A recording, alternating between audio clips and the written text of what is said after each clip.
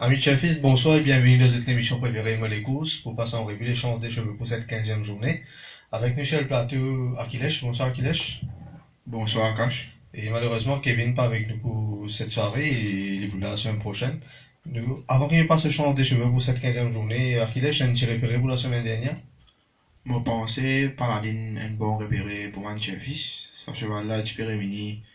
Encore avec tu sais, dans l'entraînement et tu peux revenir après une longue break.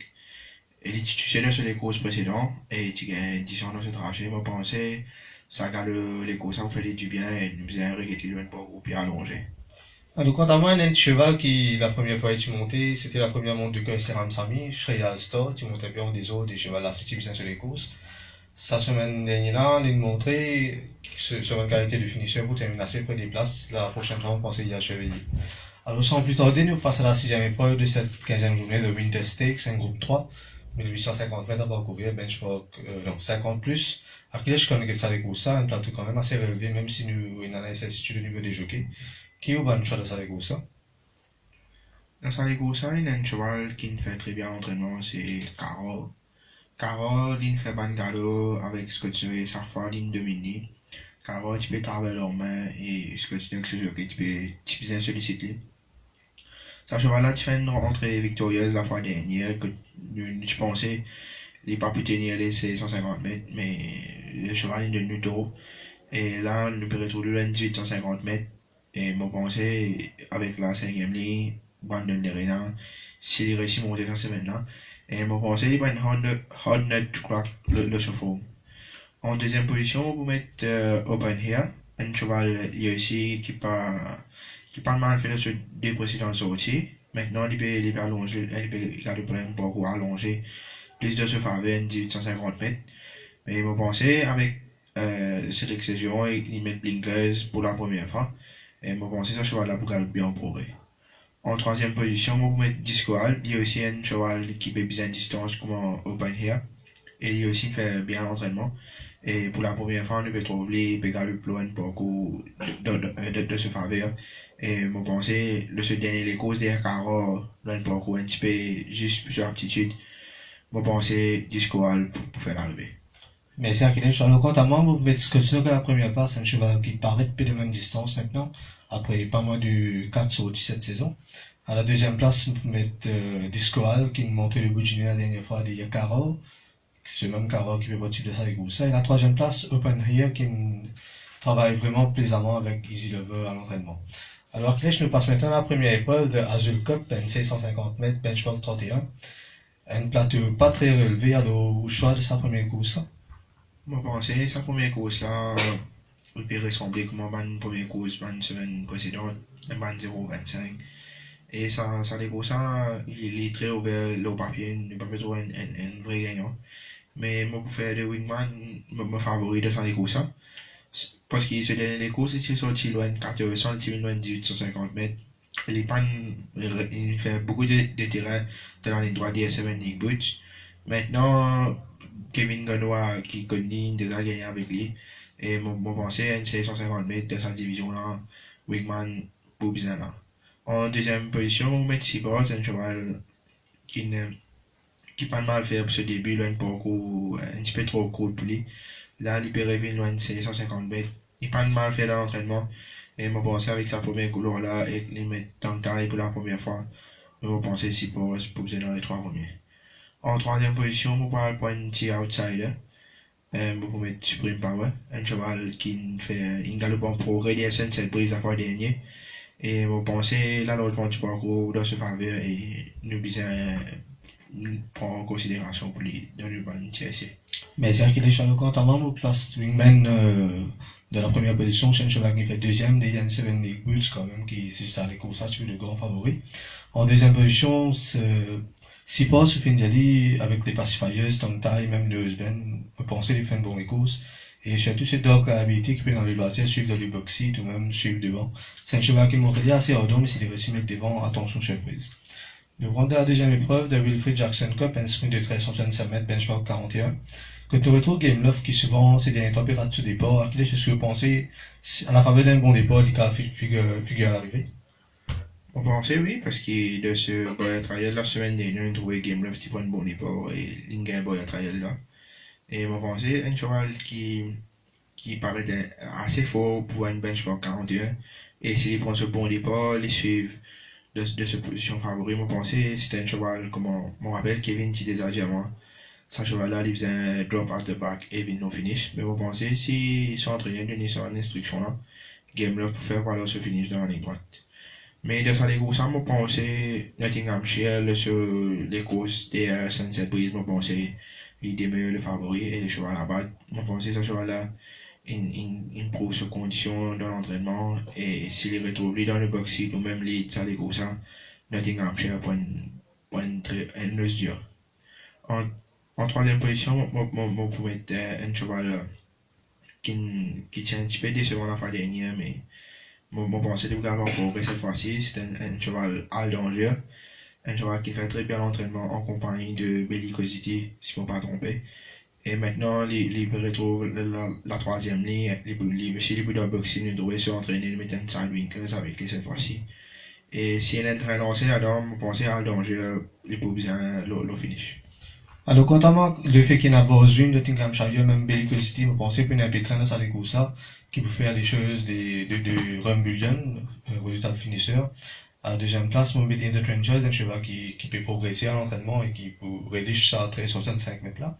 À la troisième place, Gimme Green, qui montrait le bout du nez la dernière fois, même s'il est castré. S'il n'est pas besoin ça avec ça, il peut figurer à l'arrivée. On passe de sa troisième épreuve là, maintenant, c'est City of London Cup, une catégorie 100 mètres, benchmark 51. Et le redoutable, Lucas a dit, Arkilesh, ou Beluga paraît Dieu à battre. Redoutable, pas vraiment, parce que si nous basons sur les causes Beluga et Black Tractor là, et ce qu'il nous trouvait Black Tractor la semaine dernière, mais je pensais avec la deuxième ligne, Imran Chesty, Beluga, le favori de cette journée. Je pensais Beluga, il prend une très bon chance dans les courses. En deuxième position, je vais mettre Pianif, il aussi pas une galop aucune mauvaise course cette année-là. Je pensais qu'il peut faire valoir ce finish avec pas mal de entraîneurs comme on trouve Accor Valo, Noaz Or, même Beluga, Always Flirting qui est un peu gate speed.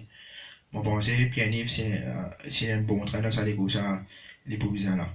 En troisième position, je vais mettre un cheval qui est aussi galop en progrès la fois dernière, c'était Routineux.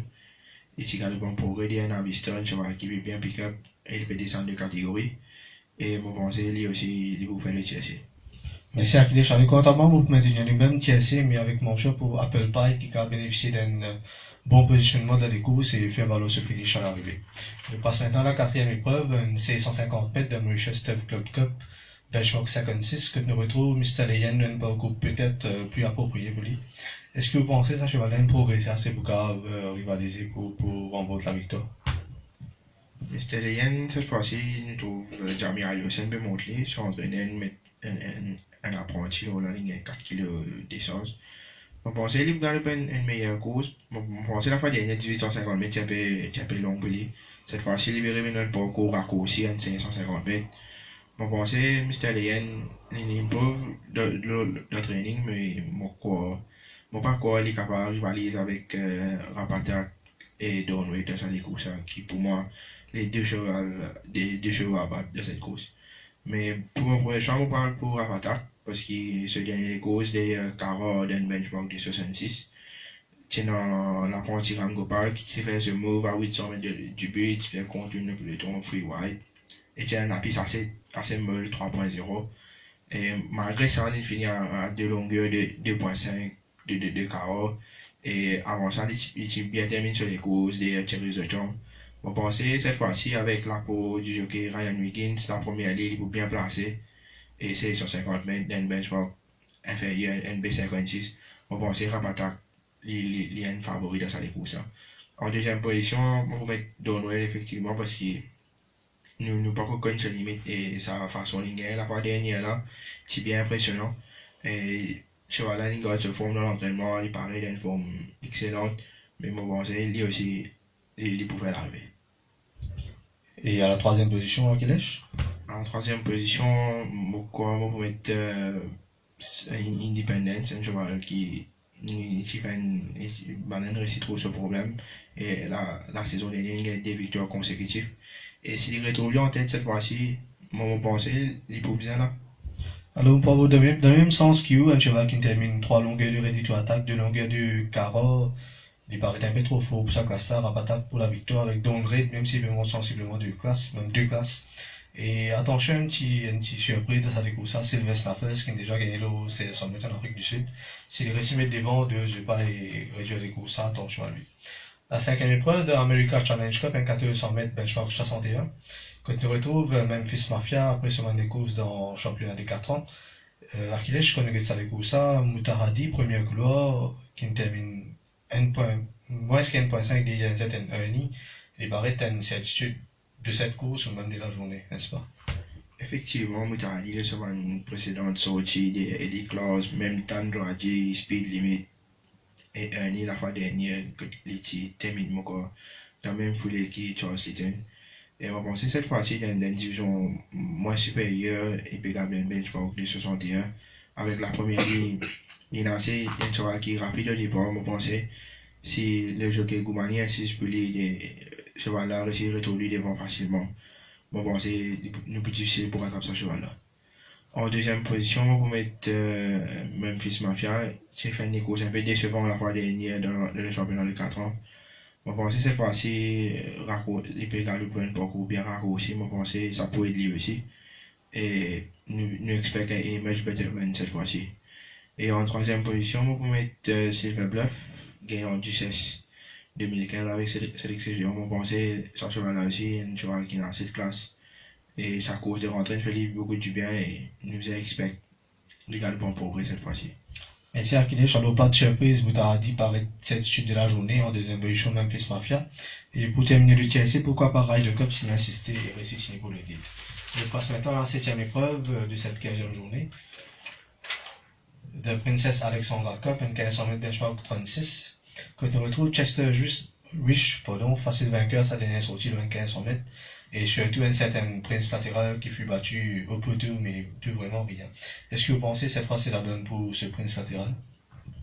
Cette fois-ci, la bonne ne pas trop dire parce qu'il y a un adversaire assez coriace de ça, pour ça, comme on dit le choix, monsieur, tu viens galoper la fois dernière de Silver Dice, et non, même Chester Rich, comment dire, et dans Spara, je pense un cheval qui, me style maintain, qui passe de division, ça, et pour galoper bien en progrès cette fois-ci. Je pense que ça, 7e course, une course bien ouverte au papier. Et Prince Latéral, la fois dernière, il bien mal changé, il retrouve des Style Emerge qui participait 3 avancées à 400 mètres. Et dans la ligne droite, il faisait trop bon passage entre The Deacon et à l'extérieur. Et malgré ça, il termine à 0.02, il bien lucky ça jour-là. Je pense que cette fois-ci, il y a un mauvais couloir, un cheval qui est assez lent. Mais ce mauvais couloir, je pense pas pour dans ce désavantage parce que de toute façon, il est dans le départ. Au contraire, il pourrait trouver en 1-9 et il est capable de marcher sur l'attaque avant. Et Dillersham aussi, la fois dernière, il termine à 0.45 de Silver Dice, qui ne cause la surprise. Je pense que cette fois-ci, l'allongement du parcours est 1500 mètres pour dans ce faveur. Et lui aussi, je pense qu'il prend un gros danger au finish. Et le troisième cheval, vous mettez c'est Aspara, un cheval qui, la fois dernière, nous a ignoré sur les courses, il était en troisième position tout le long du parcours. Après, il peut faire une second run, loin 1850 mètres, je pense que sur l'entourage, fait un tiré, parce qu'il est une 400 mètres, il y a 1850 mètres pour une seconde hunting. C'est un peu trop demandé. Je pense que cette fois-ci, un 1500 mètres, il est pour mieux pour lui. Il a un bon couloir cette fois-ci, il est capable de retrouver dans une box bien placé, low bas. Et avec force de 4 mètres 25, je crois bien. Je pense que Aspara est aussi un bon outsider de sa course, un bon value bet.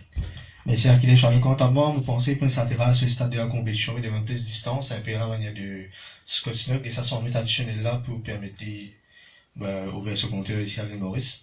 En deuxième position, vous donne Dealer Storm qui vraiment échoué de peu la dernière fois au Silver Dice qui crée la surprise. Et pourquoi pas Pimpernel pour terminer le TLC. Une petite surprise. Quelque chose à ajouter, Agnesh? Avant nous aller au 8e course, ça vous défend une petite mention pour Top of Europe. Parce que même si sur la P24 champion, moi c'est ça les courses bien ouvertes. Top of Europe, nous ne pas ignorer parce que nous remarquons qu'il fini deuxième lieu, un cheval qu'on appelle William Longsword, un bon cheval dans l'Afrique du Sud qui gagne un groupe N, même élevé Chelsea, un bon cheval. Mais on pensait l'allongement du parcours cette fois-ci, nous expectons pour le Rock faire bien meilleur les courses. Top of the Rock qui d'ailleurs est le repéré de Kevin Boudou la dernière fois. Et pourquoi pas ce premier victoire ici à l'île Maurice. Alors la huitième épreuve, un grand champion de Half Mercy Cup, 1365 mètres, benchmark 31. Peut-être nous retrouve Rock and Jodis qui est une film perdu de très peu la dernière fois face à une certaine quarantainerie. Et Golden Ball, favori battu à sa dernière sortie, Kentucky Bluegrass qui montrait le bout du nez. Red China vainqueur après deux deuxièmes places et une troisième place, c'est quand même un cheveu assez comment dire, compétitif de salut-là à Kiesh. Effectivement, mais c'est moi, Red China, nous retrouver l'égal ce sixième les courses cette année-là. Et moi, penser un sixième les courses en 15 journées, c'est un petit peu trop. Là-dedans, les pays moins de catégories aussi, les pays d'un B31, combat de meilleurs chevaux, comme on dit, Rock and Jollies, même Golden Ball, Kentucky Blue Cross, qui pas mal fait des Cape Horn la fois dernière. Vous pensez la victoire, les pouvoirs entre Rock and Jollies et Golden Ball, une préférence, moi, parle pour Golden Ball. Ce cheval-là, moi, pensez, les types sur les courses la fois dernière, ils prennent au moins 9 kilos de balance, et les types revenir après, ils tapent dans stalls, tu vois là. Et moi, pensez, cette fois-ci, avec sa galeux-là, il pour un cheval qui est bien fit. Et si demain matin, nous trouve Golden Ball, il peut être 8 kg de balance. Moi, pensez Golden Ball avec la troisième ligne, le jeu que derrière, c'est qui connaît bien maintenant. Et moi, pensez Golden Ball, il y a une top chance de ça, les courses. En deuxième position, moi, Rock and Jollies. Rock and Jollies, moi, tu peux étonner sur entraîner, mais il a un parcours raccourci. Moi, tu peux faire une 400 mètres ou même une 1500 mètres à ce stade de la compétition. Mais malgré ça, nous devons s'entraîner pour mettre blinkers pour la première fois. Et la première ligne, un jockey Goubani qui met leur confiance pour la fois dernière pour le instructeur. On pensait que quand Jolly ici, les plus bien là. En troisième position, on va mettre Kentucky Blue Rose. Un cheval qui fait un très bon Legos d'air qui est pour la fois dernière terminé à 0.9. Et la deuxième ligne, Image Justice qui connaît le cheval maintenant. On pensait qu'il peut bien placer, il peut faire balance au finish dans la ligne droite. Alors, quant à moi, je me donne Rock and Jodis comme vainqueur avec l'approche du Blinkers, cette première couleur et le raccourcissement du parcours. La dernière fois, il va bien réussi à mettre devant, mais pour penser, cette fois-ci, Red China pas pour insister par la guerre, le commandement avec lui. En deuxième position, Golden Ball. Kentucky Bluegrass qui peut montrer le bout du nez d'une certaine Cape Horn la dernière fois à la troisième place, et pourquoi pas, de retour de cette excellence avec Ratu Tango comme vainqueur. Alors, Akilesh, nous finissons pas en revue l'accord de cette 15e journée, et avant qu'il nous quitte nous, ou Benker et Outsider pour cette journée? Benker, moi, pensais, le papier, moi, j'ai dit, même Benker. Même, moi, pensais, Beluga aussi, un Benker, il tient un bon couleur cette fois-ci. Et moi, pensais que Golden Ball aussi, il prend enfin, un bon coup de bête. Moi, pensais à 330 p 350 p et moi, pensais Golden Ball, il met un bon bête pour sa journée là. Pour un outsider, moi, pensais un value bet plutôt, moi, pensais Wingman à 550 roupies. Et là même, moi, bien content de la sixième course, moi, bien content Open Here. Moi, pensais ça deux chevaux là, bien achevé. Et même Aspara, dans la septième course. Merci Akilesh, Charles Cantamment, ou donne comme vainqueur, bon, pas besoin de mon gros pied, Moutahadi, et comme outsider, pourquoi pas Torotino qui finit gagner la saison dernière avec Dinesh Cheval, en tant que doubleur pour le Guerrier en Michel Védador. Alors merci Akilesh et Ami Chafis, nous autres rendez-vous pour la semaine prochaine avec, comme d'habitude, Akilesh et Kevin Boudou pour les analyses des champs des chevaux. Bonne chance et à la semaine prochaine.